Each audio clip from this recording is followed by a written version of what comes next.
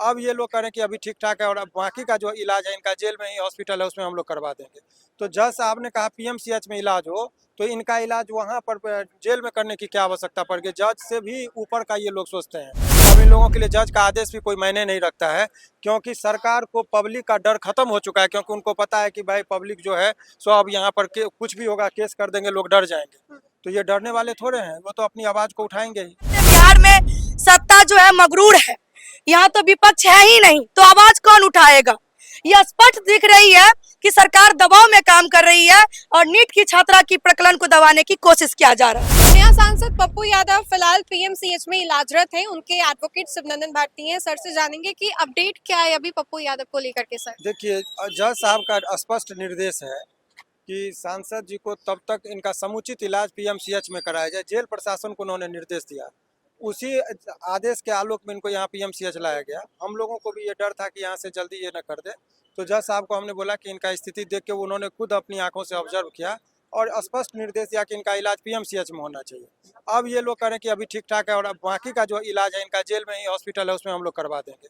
तो जज साहब ने कहा पीएमसीएच में इलाज हो, तो इनका इलाज वहाँ पर जेल में करने की क्या आवश्यकता पड़ गई। जज से भी ऊपर का ये लोग सोचते हैं। अब इन लोगों के लिए जज का आदेश भी कोई मायने नहीं रखता है, क्योंकि सरकार को पब्लिक का डर खत्म हो चुका है। क्योंकि उनको पता है कि भाई पब्लिक जो है सो अब यहाँ पर कुछ भी होगा, केस कर देंगे, लोग डर जाएंगे। तो ये डरने वाले थोड़े हैं, वो तो अपनी आवाज को उठाएंगे ही। तो पप्पू यादव यहीं रहेंगे या फिलहाल जेल जाएंगे न्यायिक हिरासत में? तो प्रशासनिक तौर पर जो जैसा निर्देश दिया जा रहा है, अभी हम लोग जा रहे हैं जज साहब के पास। आज तो संडे है, फिर भी हम उनको अपना आवेदन दे देंगे उनके ऑफिस में कि इस तरह की समस्या आ रही, ताकि कल के डेट में हमको लाभ मिले।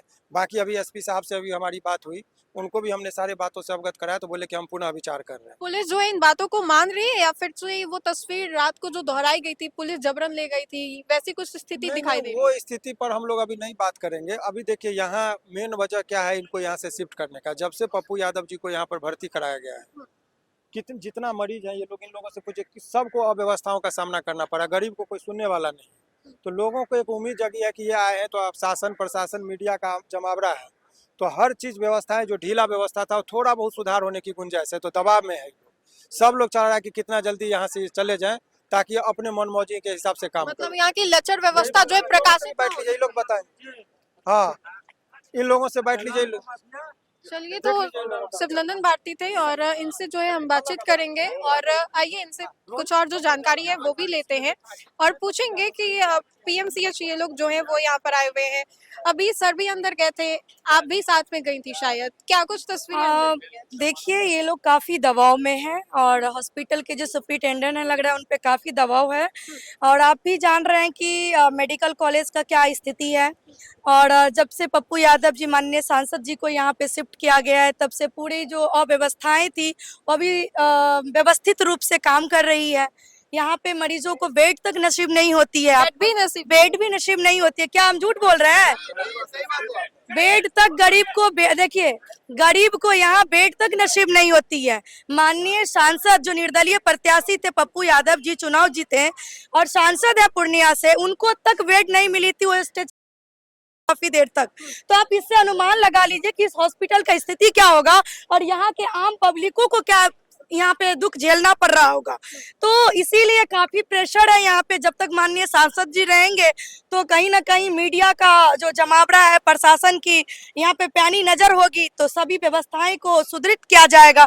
तो इसीलिए कहीं ना कहीं पप्पू यादव जी को यहाँ से भेजने की कोशिश किया जा रहा है, ताकि जो लचर व्यवस्था वो प्रकाशित ना हो। हाँ, पीएमसीएच का जो लचर व्यवस्था है वो मीडिया के सामने ना आ जाए, देश के सामने ना आ जाए, इसीलिए उनको इलाज न करके यहाँ से भेजने की कोशिश किया जा रहा है।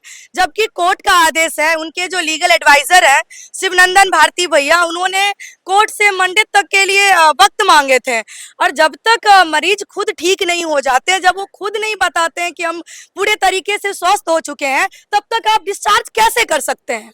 इसका तो मतलब है कि आपका ऊपर से दबाव बन रहा है। लेकिन जो भी है, अभी हम लोग शिवनंदन भारती भैया जो वकील है उनके साथ जा रहे हैं और देखते हैं कि क्या किस तरह से क्या चीजें हो सकती है। क्योंकि आप भी जानते हैं बिहार में सत्ता जो है मगरूर है, यहाँ तो विपक्ष है ही नहीं, तो आवाज कौन उठाएगा।